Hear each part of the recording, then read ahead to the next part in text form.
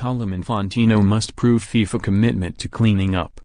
When members of soccer's hierarchy were plucked from their Zurich bedrooms at dawn by police in May 2015, any vestiges of trust remaining in FIFA vanished. As the first FIFA trial concludes in New York and a former vice president is sent to jail, the governing body still hasn't shown the corrupt culture that infected soccer has been eradicated. Officials booted out in the last year while trying to clean up the game still question the commitment of the post-Sepp Blatter FIFA, led by Gianni Infantino, to meaningfully banish the rogues. FIFA still tries to portray itself as the victim of the corruption of dozens of soccer officials. It even wants a cut of the more than $200 million being reclaimed from individuals and marketing companies. And yet, incongruously, FIFA brazenly disputes the U.S. Department of Justice's portrayal as this being a case centered on FIFA. It is all about the tournaments or television rights in the Americas, FIFA contends, overlooking the former members of its top brass implicated in bribery and the allegations aired in court about World Cup hosting votes and television rights deals. FIFA has often given the impression of doing the bare minimum against officials implicated in wrongdoing. Willful blindness or complicity? The wave of arrests in 2015 was the result of wiretaps and stacks of evidence being gathered by criminal investigators, not proactive moves by FIFA. Before then, FIFA begrudgingly implemented ethics processes that eventually brought down Blatter. But too often FIFA sneered at campaigners advocating reforms, and acted half-heartedly against those illegally profiting from the game. Only once FIFA realized American prosecutors were at their doors did overhauling the governance of the game become a priority. Infantino was well placed to shape the future of FIFA. Then General Secretary at European body UEFA, the Swiss-Italian served on the FIFA Reform Committee in 2015 just as a path to the FIFA presidency opened up as favorite Michel Platini was toppled by financial wrongdoing. But this committee also featured Marcus Katner, who was subsequently fired by FIFA in 2016 over unauthorized bonuses worth millions of dollars, while finance chief, Sheikh Ahmad, who was implicated this year in another bribery plot unearthed by American prosecutors and forced off FIFA's ruling council. Gorka Villar, the former Director General of South American Confederation CONMEBOL, who was arrested in a Spanish corruption investigation in July.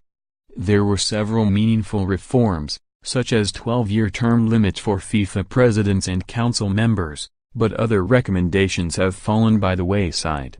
The Finance Committee, headed for years by Blatter's bribe-taking right-hand man Julio Grondona, does not now, as envisaged in 2015, have a majority of independent members to protect FIFA's cash. There has also been no recalibration of power to dilute the authority of the FIFA president. Criticism came this month in a report from the Parliamentary Assembly of the Council of Europe, PACE. Infantino's micromanagement and control appears as strong as under the previous leadership. Fatma Samaro, the first African Secretary-General, has not gained the authority envisaged. The politicians behind the PACE report were deeply skeptical over the actions of FIFA's new leadership, while not doubting Infantino's integrity. The lack of separation of political and administrative functions is problematic. In his first elected position, Infantino has to maintain political goodwill within the game. In a warning to soccer leaders in May, Infantino declared, "If there's anyone in this room who still feels he can enrich himself, leave football now. We don't want you." Tough talk from Infantino does not seem a charade.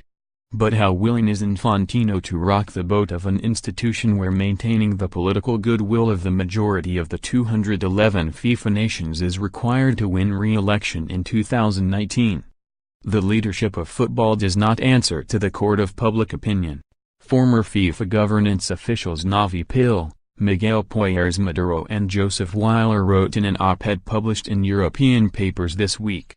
It responds to its own constituency that would replace leadership which seriously tried to reform football.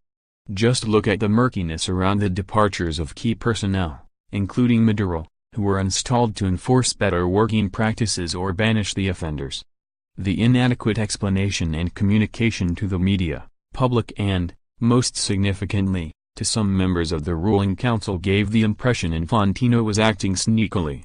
Infantino cannot expect the sudden jettisoning of the ethics judge and investigator to be so accepted without question when they were in the midst of awkward probes into the leadership of the Russia World Cup and had looked into elements of the FIFA president's own conduct. The general feeling is that FIFA Council and Mr. Infantino in particular wished to get rid of persons who might have embarrassed them. Former Parliamentary Assembly of the Council of Europe President Anne Brasser wrote in her report.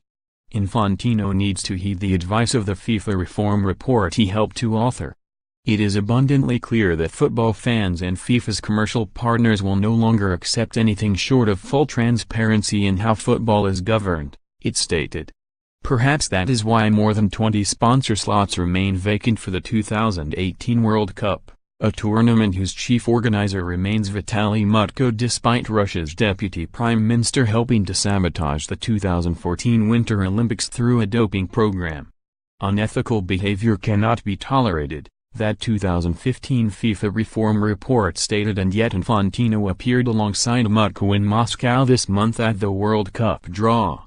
Maduro, the FIFA Governance Committee head until May, testified to British politicians in September that he was told action against Mutko would be a disaster for the 2018 World Cup and Infantino's presidency could be jeopardized.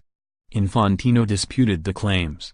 He needs a successful World Cup to show FIFA is back on track, but that cannot be at the expense of taking action where necessary.